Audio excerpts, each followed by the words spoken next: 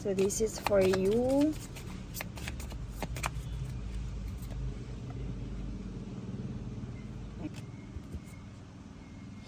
So in separation, ano? So this reading is for in separation. Let's see the energy first.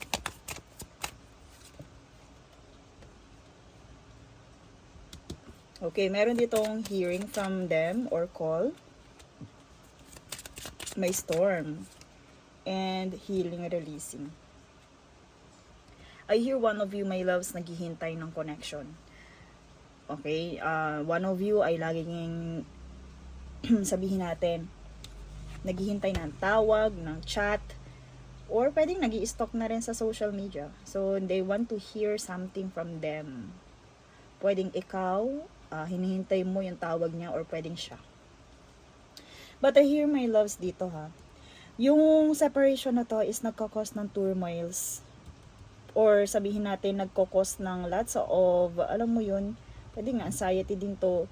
Pero hindi siya maganda o hindi siya nakakatulong sa inyong dalawa. So, if ever my loves nakikipag-communicate ka, you are trying to communicate and wala silang paramdam. Pwede my loves, nagkokosto talaga ng lots of pag-overthink. But I hear my loves, kailangan i-release yung relationship na to. Kasi, you need to detach your energy from them right now. Kasi nga, hindi maganda yung nagiging cause ng silence na to. So, if ever my loves na ikaw yung tao na nandito sa card na to, na waiting for their calls or hearing something from them, my loves, i-detach mo na muna yung energy mo from them. Starting today. Kasi my loves, pwedeng mag-cause pa yan ng, alam mo yung mag-ripple. Yung storm na to, marami itong pwedeng maging epekto sa'yo. Pwedeng mag-cause ng distraction.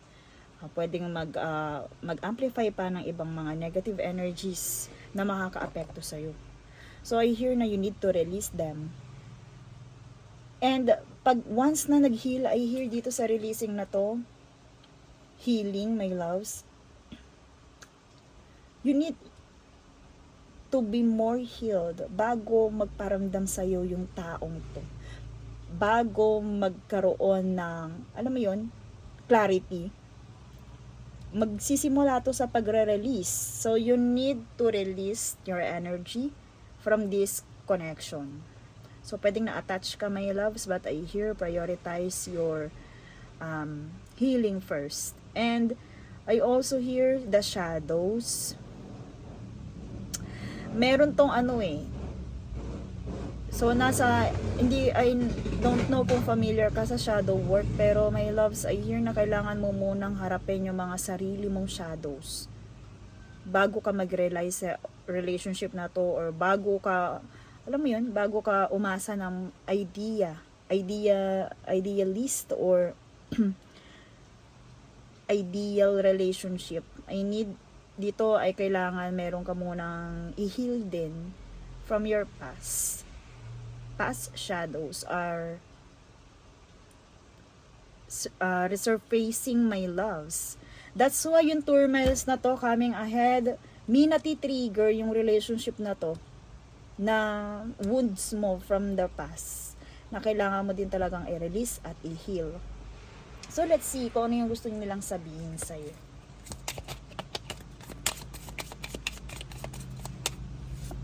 I don't want to wait any longer. Please be mine.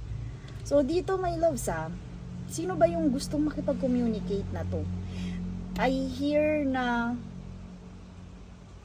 eto meron ditong gustong-gustong, alam mo yun, yung gustong-gusto, may kagustuhan talaga na mangyari. My loves, tingnan natin yung isa. Please be mine. Are you thinking about me? Ooh. Hindi kaya siya to? Hindi kaya siya yung nangungulit? If ever, my loves, if ever hindi siya nangungulit, they are waiting. If ever na hindi to nangungulit, naghihintay pa rin to ng paramdam. Kasi dito, are you thinking about me? And during this, kung wala kayong communication, pwede may loves na nagkakos nga to ng turmoil sa inyong dalawa. Or dito sa taong to. Or pwede ding sa'yo. Pwedeng habang, halimbawa, ikaw hindi ka nakikipag-communicate sa kanya, ang dami na pumapasok sa isip niya, hanggang sa nabalikan na niya yung past, pwedeng ganun, my loves. So dito, habang hindi kayo magkasama or hindi pa kayo nagkakausap, pwedeng iniisip din ng taong to kung naiisip mo ba siya or kung naiisip mo pa rin ba siya. Pwede na kung hindi ka nagpaparamdam sa kanya, pwedeng naghihintay siya, my loves, ng pagpaparamdam mo or ng pagkakataon para magkaroon ulit kayo ng communication. Pwedeng naiinip na rin yung taong to or isa sa inyo ay naiinip na rin. Pwede kung nagpapataasan kayo ng ego, my loves, I hear na parang hindi na niya kaya. Ganon. Parang gustong-gusto na niyang makipag-communicate. Pwedeng ganun yung energy, my loves. Okay? And for your cards with this person, surrender. Ano yung kailangan nyo i-surrender na to? Yung ba yung pataasan nyo ng ego, yung hindi pag-move? Pwede, my loves, kung nag-iisip ka na parang mag-move ka, pwede, my loves, pwedeng gawin mo yun. Kasi parang dito, ando naman yung energy niya na iniisip niya. Kung iniisip mo din ba siya.